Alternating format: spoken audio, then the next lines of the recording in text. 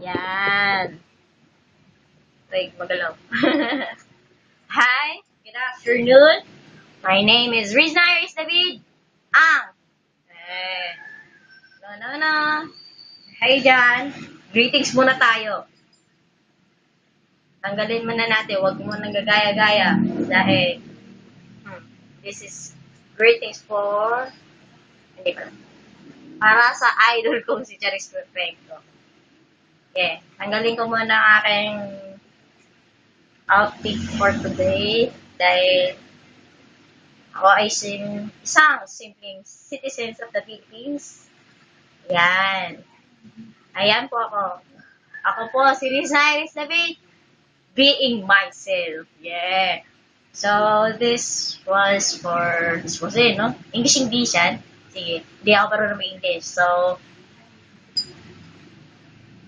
Idol, Charis Pempenko, advance happy birthday. Yeah. May 10 na. Tatanda ako na. Nakayari tayo dyan. So, dyan, busy ako yung time na yan. Happy birthday, advance, Idol. Dahil sa'yo po, maraming salamat. Maraming salamat. I really love your songs a lot. Lalo na yung The Truth Is. Yes. Alam mo yan. Doon ko naramdaman. Joke. Idol, may gagawa akong kanta. Simple lang po. So, ang birthday lang. Advance happy birthday to you. Advance happy birthday to you.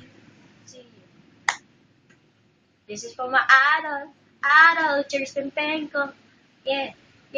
Ako taga-Pasig, nag-iimbento ng kanta para lang sa'yo.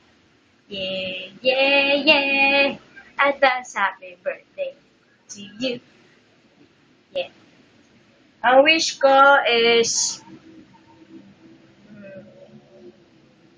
alam ko naman, good ang love life mo. Yes, yun. No? Ang ganda ni Alisa Quijano. Okay. So, health na lang. Yes. Okay. Kasi, hindi natin malo yan.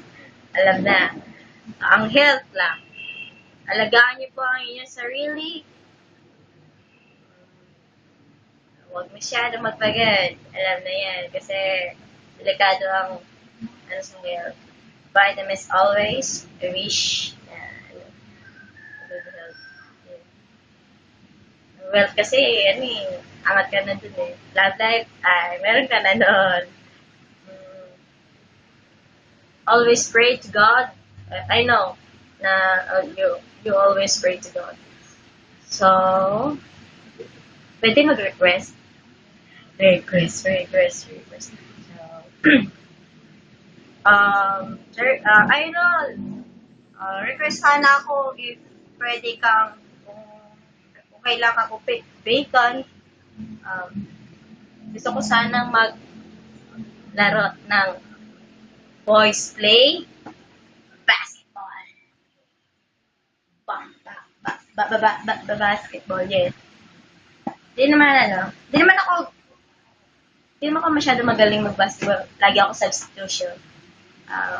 Play with my friends and your friends for basketball. Yeah.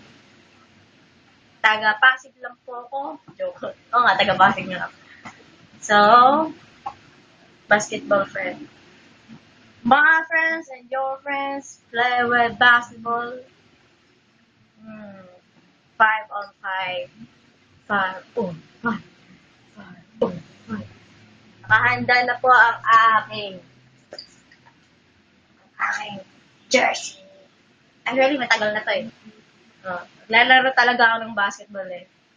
Gusto ko lang talaga makala.